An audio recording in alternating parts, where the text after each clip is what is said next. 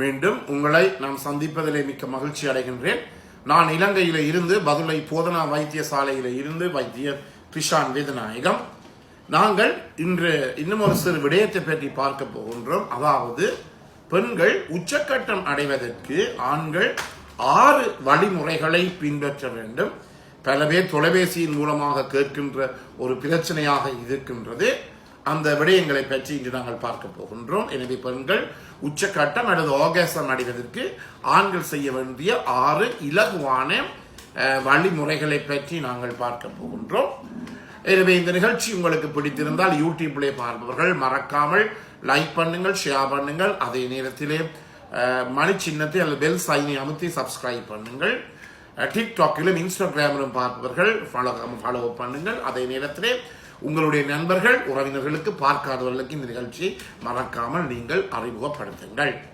நேரடியாக தொடர்பு கொள்ள விரும்பினால் வெளியூர் நண்பர்கள் வாட்ஸ்அப்பின் ஊடாக அல்லது இமோவின் ஊடாக 007477356245 மூலம் தொடர்பு கொள்ள முடியும். உள்ளூர் நண்பர்கள் 0777356245 மூலம் தொடர்பு கொள்ள முடியும்.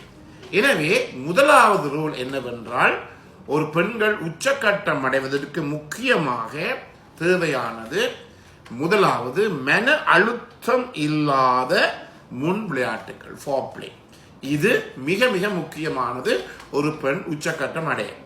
இதுதான் எங்களுடைய இந்த ப்ரீமேச்சுர் இஜாக்குலேஷன் அல்லது விந்து முந்துதலையும் அந்த நேரத்தை குறைப்பது, விந்து முந்தாமல் இருப்பதற்கும் இந்த முன் விளையாட்டுகள் அல்லது ஃபோர்ப்ளே மிக அவசியம்.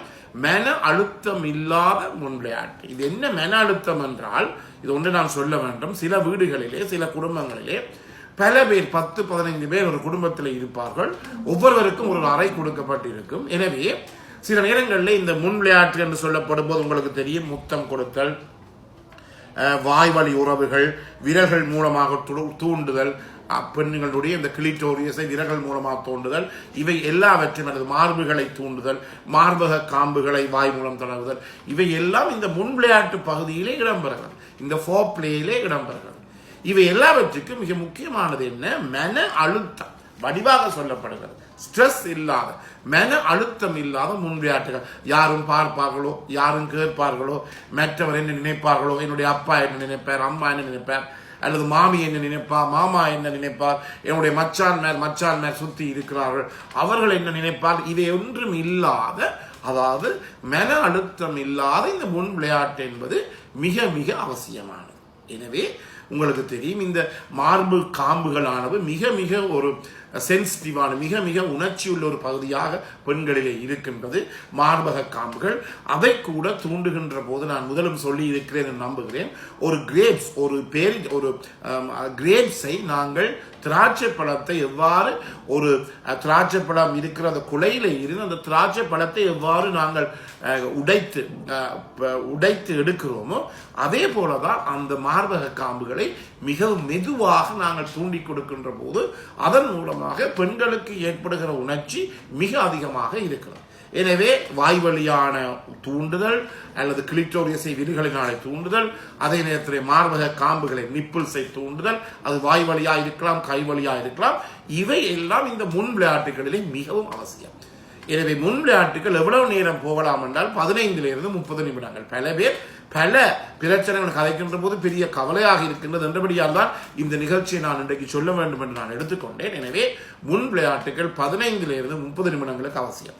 உங்களுடைய மனைவியோ உங்களுடைய பெண் துணையோ உங்களுக்கு பாலியல் உறவிலே ஒத்துழைக்கிறார் இல்லை என்றால், ஒத்துழைக்காமல் இருந்தால் அது உங்களுடைய பிழை. ஏன்? உங்களுடைய முன் விளையாட்டுகள் சரியாக இடம்பெறவில்லை.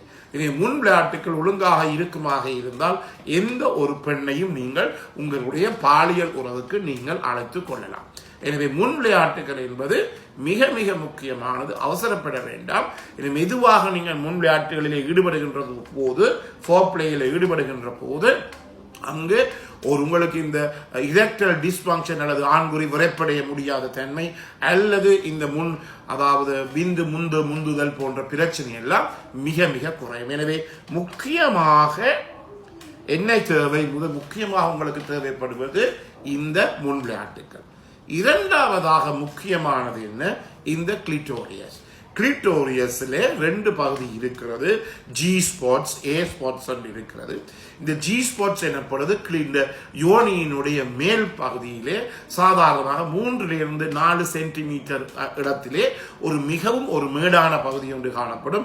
அதை ஜி ஸ்பாட்ஸ் என்று சொல்லுவோம். அதற்கு உள்ளுக்கே உள்ளுக்குள் இன்னும் ஒரு பகுதி இருக்கின்றது. அதை ஏ ஸ்பாட்ஸ் என்று சொல்லுவோம்.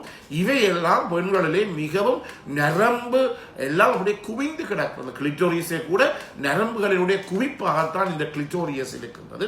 எனவே இந்த கிளிட்டோரியஸை இந்த ஜி ஸ்பாட்ஸையும் ஏ ஸ்பாட் மேல் பகுதியில், யோனி பகுதியினுடைய மேல் பகுதியில் 3-4 சென்டிமீட்டருக்குள்ள ஜி ஸ்பாட்ஸ், அதுக்குள்ள ஏ ஸ்பாட், இன்னும் கொஞ்சம் ஆழமாக ஏ ஸ்பாட்ஸ் இருக்கிறது. எனவே இவை எல்லாம் ஒரு பெண்ணினுடைய மிகுந்த ஒரு உணர்ச்சி உள்ள பகுதி. எனவே எந்த பெண்ணும் உங்களுக்கு தெரியும் இந்த கிளிட்டோரியஸை தூண்டுதலை மிகவும் விருப்பமுடையவராக இருக்கின்றார்.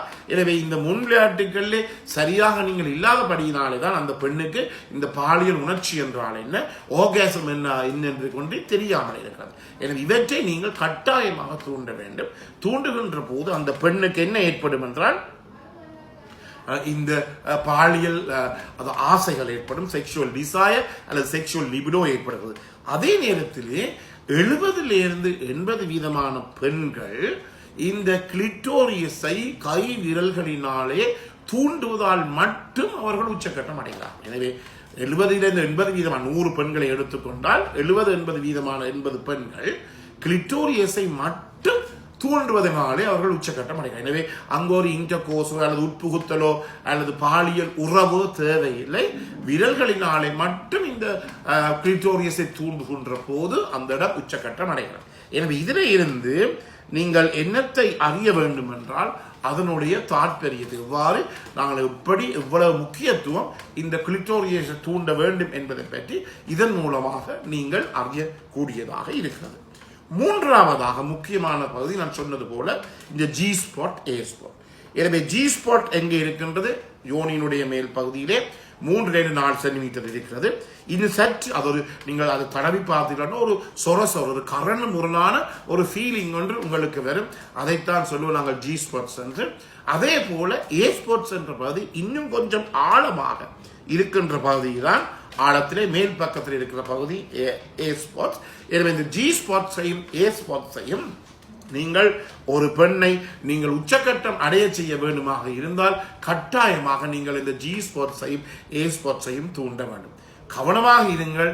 நான் முதலில் சொன்னது போல் இந்த கிளிட்டோரியஸை நீங்கள் தூண்டுகின்ற போது அல்லது ஜி ஸ்பாட்ஸை ஏ ஸ்பாட்டை தூண்டுகிற போது உங்கள் கைகளை சுத்தமாக வைத்திருங்கள். சில பேர் என்ன செய்வார்கள், வலது கையால் எடுத்து நன்றாக உணவு சாப்பிட்ட பிற்பாடு உரைப்பு, மிளகாய் போன்றவற்றை சாப்பிட்ட பிற்பாடு அதே கையை சும்மா கழுவி போட்டு போய் அதை நாங்கள் பெண்ணினுடைய யோனியினுள்ளே உறுப்பினுள்ளே வைக்கின்ற போது அந்த பெண்ணுக்கு தாங்க முடியாத எரிச்சல் ஏற்படும், எரிவு ஏற்படும், பேர்னிங் சென்சேஷன். இது பல இடங்களிலே நான் கண்டிருக்கின்றேன்.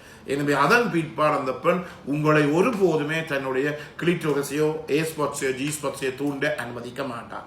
எனவே கவனித்துக் கொள்ளுங்கள். முக்கியமாக இந்த சாப்பிட்ட பிற்பாடு கட்டாயமாக உங்களோட கைகளை ஒரு பேபி சவர்க்காரத்தின் மூலமாக, பிள்ளைகளுக்குரிய சவர்க்காலத்தின் மூலம் கழுவி போட்டுத்தான் இந்த தூண்டுதல்களை நீங்கள் மேற்கொள்ள வேண்டும். எனவே 3 விடயங்களை பற்றி இப்ப நான் சொன்னேன். பெண்கள் உச்சக்கட்டம் அடைகின்ற 3 வழிகள்.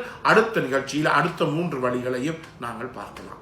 நீங்கள் தருகின்ற அனைத்து ஆதரவுக்கும் மனமார்ந்த நன்றிகளை தெரிவித்துக் கொண்டு விடைபெறுகிறேன். நன்றி, வணக்கம்.